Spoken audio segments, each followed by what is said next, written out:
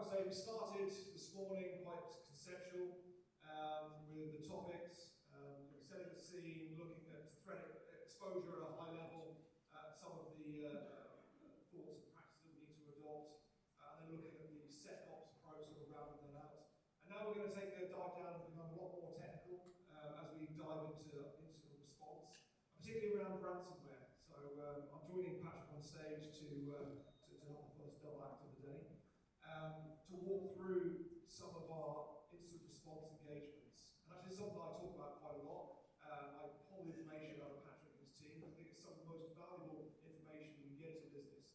Because it really gives us insights into what attackers are doing, how organizations are being breached, what are the lessons learned, so that, as I quite often say, the best way to learn is by making mistakes, but the better way to learn is by observing other people's mistakes, fixing them before it becomes your problem overall. So we're going to walk through some of our examples that we've anonymized, that Patrick and his team have done an excellent job of helping our customers work through and minimize that impact. So the very start I was talking about our job, particularly around resilience, is making us resilient to attack, but also being able to respond and recover rapidly. And that's what Patrick's team does day in, day out.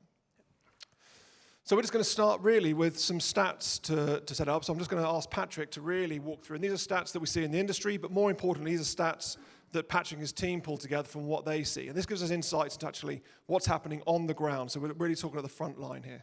Yeah, so just checking you can hear me, yeah. So these are actually our stats that we've come up with. They're not just some stats that we've plucked out of thin air. The top initial access methods that we've seen over the last kind of 6 months, obviously you can't do 2024 because we're only 3 months in. Last 6 months, unpatched vulnerabilities. So as you can see below there, you've got most common vulnerabilities. Trying not to name drop any of our partners. I don't think any of these are in there. Citrix, Ivanti, and Atlassian. So Atlassian Confluence, Ivanti Pulse Secure VPN, and Citrix NetScalers. Whenever customers come to us and say they've got them, we just kind of do that and go, come on, guys. Anyway, the second most common initial access method we've seen is credential compromise. So we're talking VPNs, no MFA, easily guessed passwords, that kind of thing. Maybe there's a bit of a mixture between phishing and credential compromise, so there's a social engineering aspect of phishing which results in a credential compromise, and then they log in through the VPN. But yeah, just it's really important to make sure you've got MFA on VPNs and that your VPN logs are feeding in to your SIEMs. The most interesting breach we had was an Android firmware rootkit. So basically some Android little Android screen devices that you put outside your meeting room. The firmware that was basically installed in China, where they were built, had backdoors installed in it. So when you did an update, if you did a factory reset, the Chinese malware would be installed back on it, basically. So yeah, not good. Quite an interesting incident, that though. The average amount of data exfiltrated we see from a ransomware attack is about 2 terabytes. This figure is always growing because it's obviously internet speeds are growing, the amount of data out there is growing. And it's easy to exfiltrate this data with tools like rclone as well, which I'll go into in one of the case studies. Our most common adversaries, Lockbit. I'm sure everyone's heard of Lockbit. About 4 weeks ago, the FBI claimed to have taken them down. They're now back with a vengeance. So they are by far the most common adversary for any instant response team. I think they've got more than 100 already this year, 100 victims. Blackbuster and then Alv, which are also known as Black Cat, all very, very, very likely Russian groups. So motivation is money, and then just some lovely stats at the bottom left there. The average time before a company realizes it's compromised, the shortest we've seen is 23 minutes, so fair play to that company. That was very, very good. I'll just a bit of a shout out to Rapid7 there. It was a Rapid7 detection. Average is 2 weeks. That's roughly around the time that a company, on average, finds that a threat actor is in the network. Usually, they get detected because of things like exfiltration and the actual encryption. So that's the most common. And then the longest we've seen is 8 years, which was APT. So APT is normally more likely to stay inside the network for longer because then they can harvest data. They're not interested in making themselves known, which is what you do when you run the ransomware. Biggest cyber mistakes we've seen, antivirus in passive mode, so not actually doing anything, just literally just alerting on things, but not actually quarantining anything. Domain controller put in the DMZ because in the customer's eyes, demilitarized zone to them is like, oh, there's nothing bad there. There's no military. But in reality, you never want to put anything sensitive in a DMZ. Using plain FTP, so file transfer protocol, basically everything you're transferring is over plain text. Account sharing, and then passwords stored in an Excel document. We've seen that quite a lot as well, which is a big no-no. And then most common triage calls we get are, my mouse is moving by itself. This is usually, I'd say probably 99% of the time, this is not actually a breach. It's just like your cat has kind of walked over and pushed the mouse or something. Threat actors wouldn't move your mouse. They do everything in the background, command line, that kind of stuff. And then help, someone is buying guns using my bank. That actually happened to my mum. So someone was buying AK-47s with her bank. And then we found out that our website redirects to either porn or Bitcoin or something like, crypto advertisements. So yeah, those. So IR for friends and family as well. Just actually want to look at the stats, some probably important call-outs there. The unpatched vulnerabilities, as I said this morning, exposure is hugely critical. And actually, if you had to put a percentage on, and I think when we talked before, that's way up there in terms of the number of exploits that we see. Is always that initial access point is an unpatched vulnerability. And we'll see when we go through some of the examples that actually it's an unpatched vulnerability that is known and should have been patched long ago. So just linking back to what Brian was saying about having to manage exposure and having a very clear view on what there is and be able to prioritize it, that's critically important if you're going to avoid Patrick and his team having to come to the rescue, which is ultimately what our objective should be. The other thing I'll just call out is just some of the time before a company realizes it's compromised. And actually, these are stats from our experience. If you read some of the data breach reports, I think Verizon still have it at some 200 plus days. Others have it down at sort of 46 days, the average dwell time. But actually what we're seeing is just actually that number is a lot smaller. And the time to execute and the time to get on objectives is actually extremely quick. And we'll touch upon that as we go through the examples. So we'll just move on to our first case study. So our first case study is on a finance company, around 2,000 employees. With sort of annual revenues in the billions, as you expect from a finance company, hit by Conti ransomware. Well, just 5 stages, and the important bit to call out is actually all of this happened within 5 days. From the point of initial exploit to the point of where they were being extorted happened extremely quickly. And as I say, that's something we see over and over again. So it's important to be able to detect things extremely fast and also to be able to respond to things extremely quickly. If we look through the general steps and what we're going to do, we're going to hand over to Patrick shortly, and we're going to get into the weeds really to look at actually what were the exact actions and activities that they took, and then that way we can then extract what are the lessons learned, what could we have done to protect ourselves if we're in this situation, what could we have done better.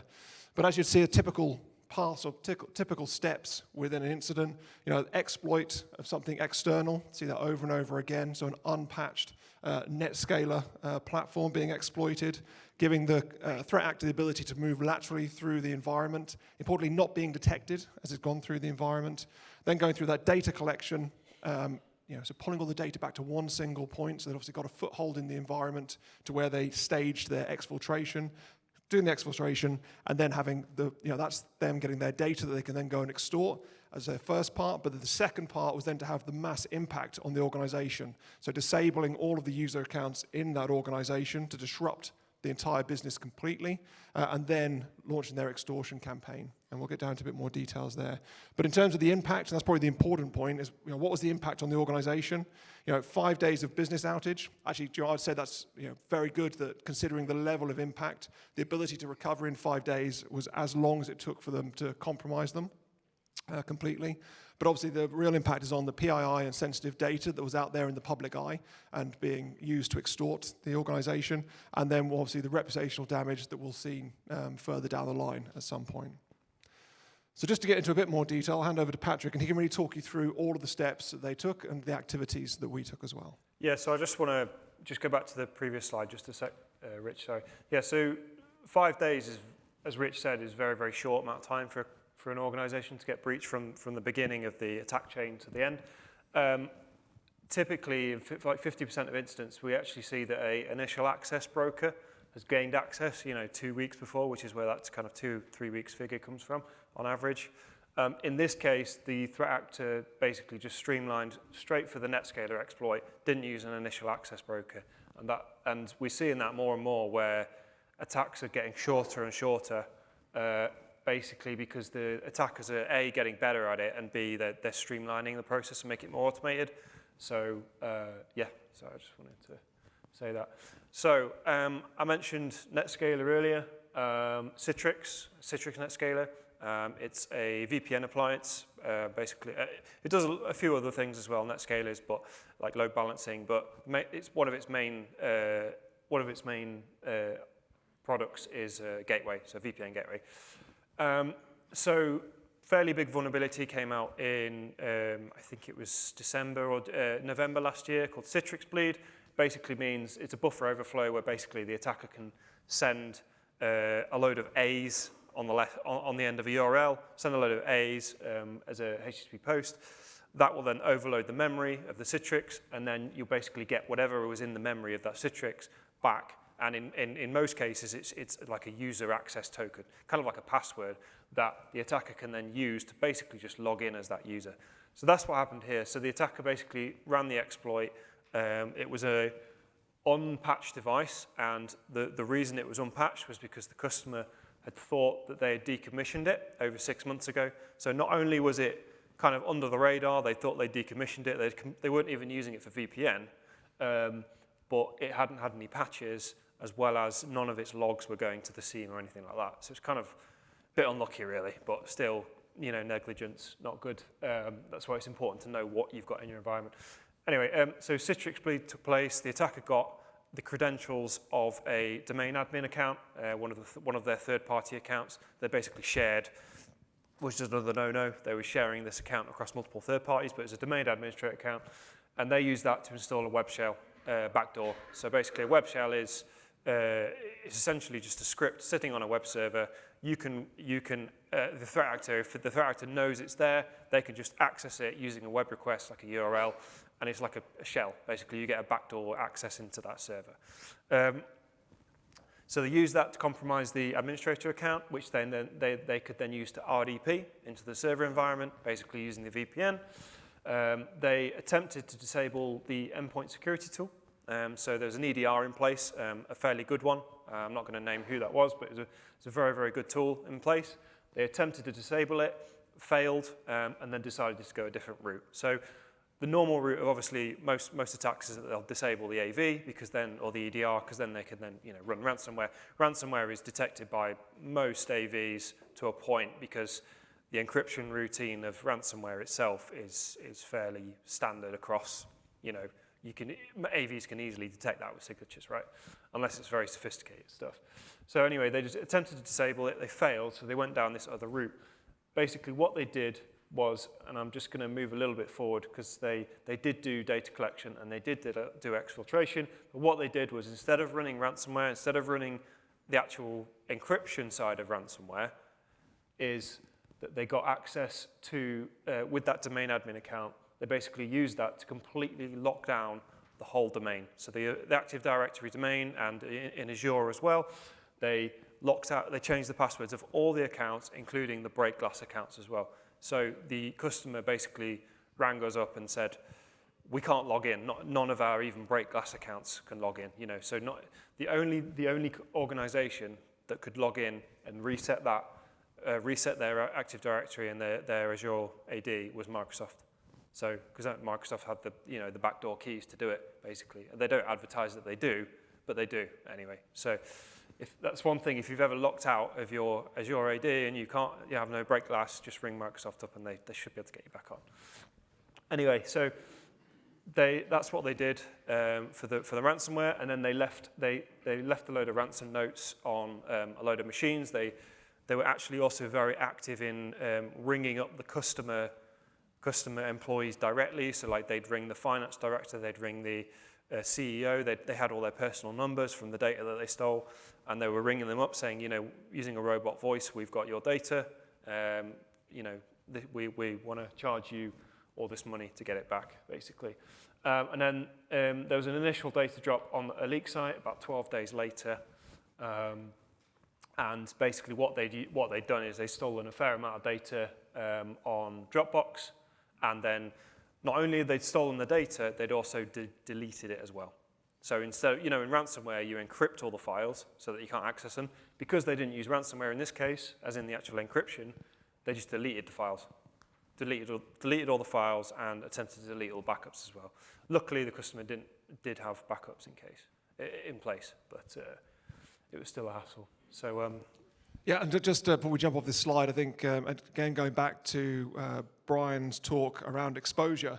That very first point there, you know, Brian mentioned having, you know, a view and understanding of your external attack surface. You know, it's important to point out that actually this is really easy for attackers to understand. Have you got a box that we can exploit? They can just go into Showdown and just have a search for all NetScalers of this version and below that are available, and then they've got a list of targets to hit, which is likely what has happened in this case. I know, Patrick, when we've spoken before, this is, you know, we've one case where there was a VMware Horizons, you know, VDI box. Yeah. You know, we at that point there was no logs to understand where the attack came from.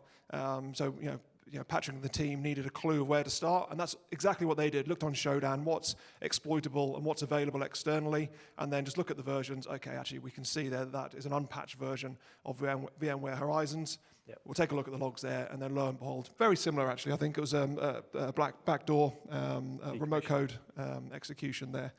In exactly the same way. So, you know, really there's a common thread through most of the incidents that we investigate, and that really is about that exposure and not being managed, maintained, or having the visibility and understanding of what's in the environment to make sure it's patched overall. So that's just a run through of the attacker steps, and probably, you know, we can look at some of the lessons learned. You know, what were the mistakes that were made, and you know, what, and I suppose also what were the things that were done well. We talked about patching. You know, I think, you know, lessons learned there. Make sure you, as we just talked about, making sure that you understand exactly what's in your environment, what the patch levels are, what the priorities are, to make sure that they can't be exploited.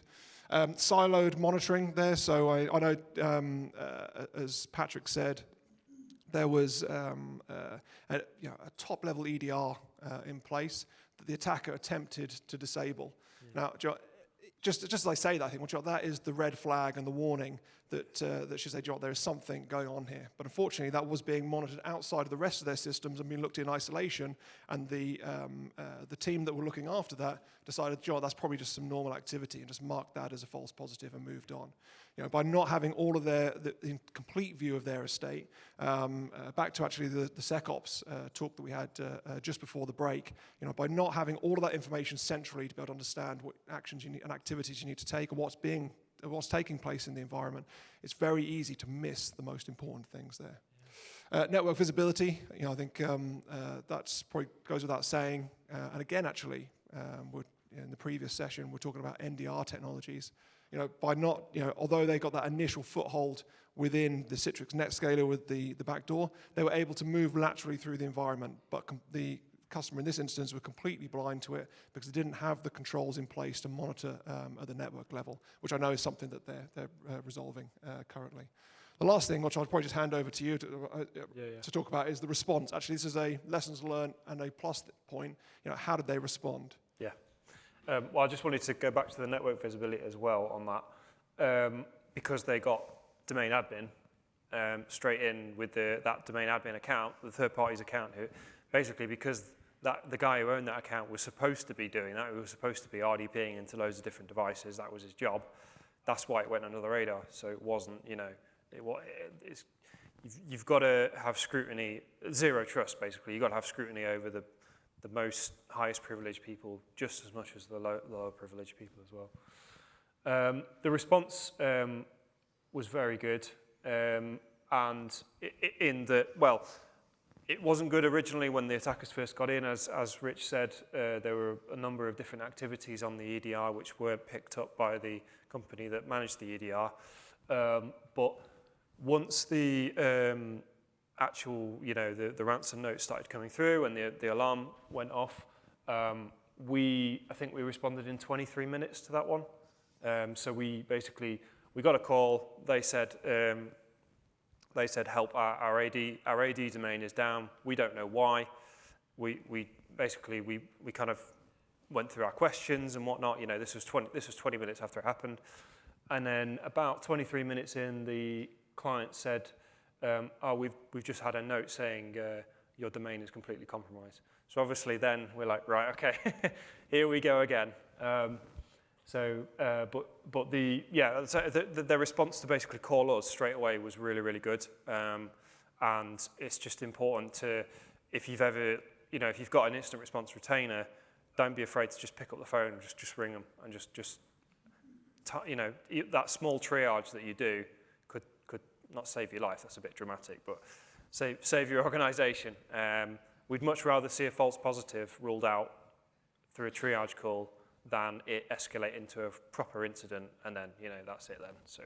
Yeah, and that talks to the difference between organizations that, call us as an emergency IR engagement, where they haven't gone through a preparedness exercise, they don't understand, who's responsible for what. We've seen it over and over again of where infighting or finger pointing happens rather than actually focusing on resolving the threat and, carrying out the response to recover from it.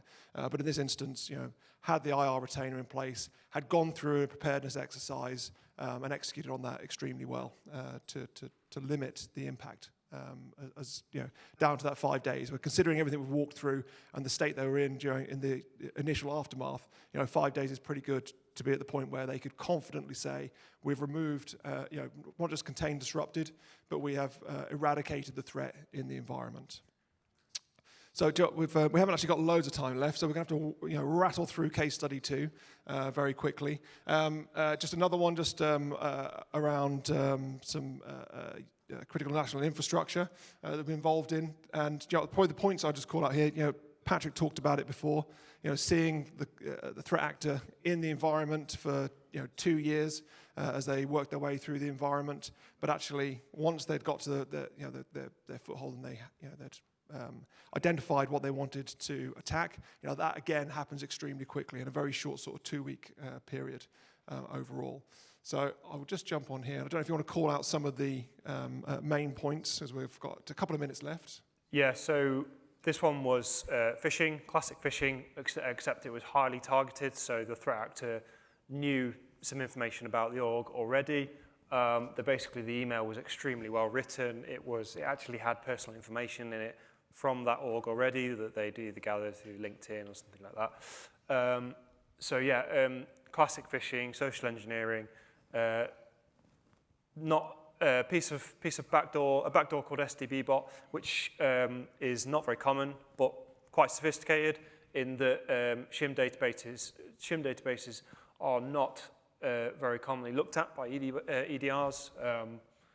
And also Cobalt Strike as well, which if you ever see a Cobalt Strike alert in your network, that should strike fear through your heart.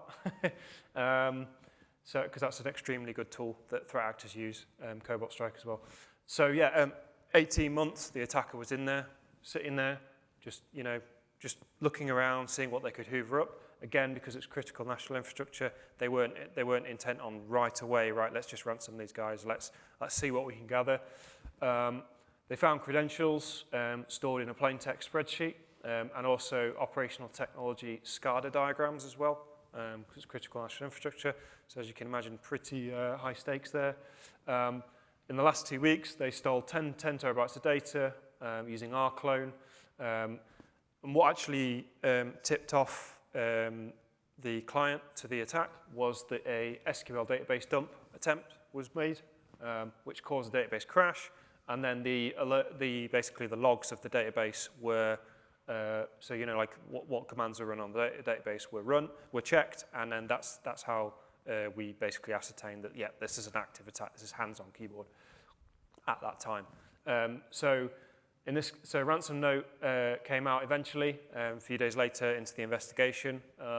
50 million was the ransom note, and then the threat actor basically threatened to go public and state that they can control the industrial control systems and cause harm to the public, which they couldn't. They were basically just using those OT SCADA diagrams. They basically lied and said that they could, but they couldn't. So they never actually got access to the OT environment. So again, there's...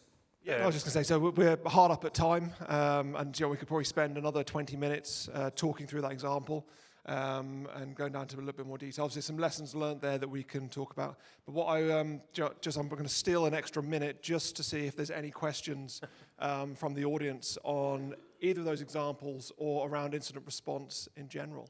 So if there's any questions, please raise a hand.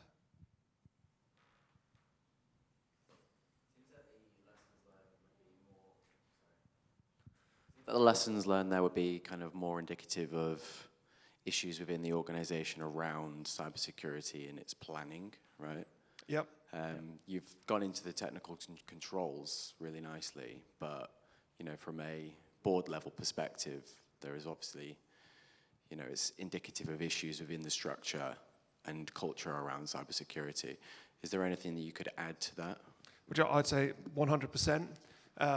Over and over again, I think that what we see is organizations having a view that their security posture is up here somewhere, but actually they're not really looking at the data, the metrics, to understand what their coverage is.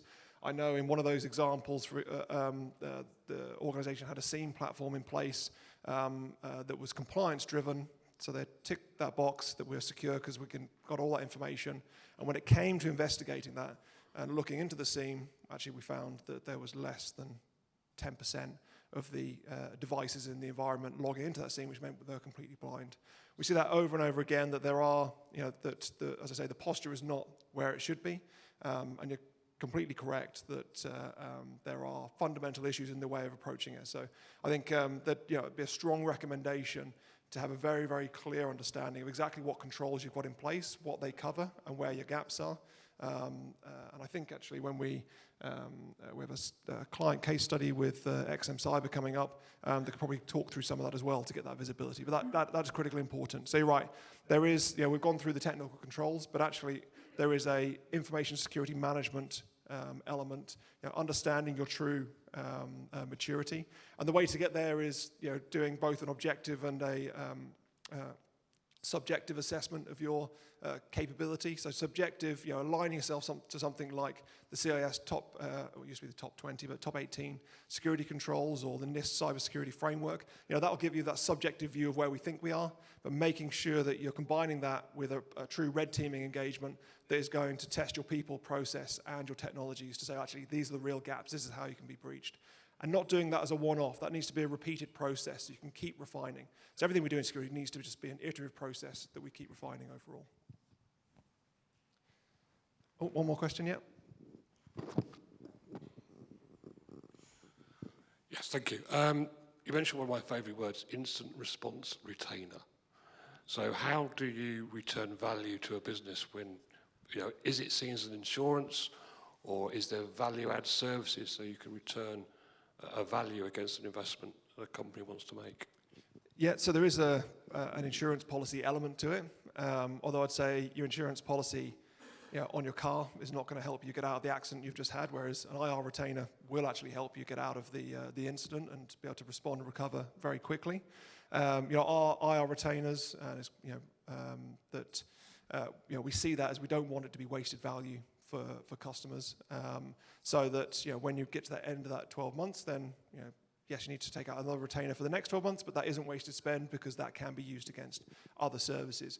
For example, doing tabletop preparedness exercises. I know there was a question in the last session about how do you improve and I guess educate and make the board members or the execs aware of their that are hesitant to do security awareness. I think, as Brian said, it's about building that culture because it has to come from the top, and tabletop exercises that really open up their eyes to, in an incident, this is what is going to happen. This is what you're going to have to report to the board. This is what you're going to have to report to the press, particularly actually if you look at what you need to, if there's sensitive and PII information being leaked, what you need to report to the ICO. That's probably one of the things that most people don't understand or aren't aware of, is the scrutiny from the ICO, and for them to understand, what did you do to prevent that breach from happening in the first place, so they can decide how much your fine needs to be depending on your actions and activities. So I think that's critically important, and one of those things that an IR retainer can be used for once it's lapsed. Thank you. Well, I think that's it from us. Thank you very much.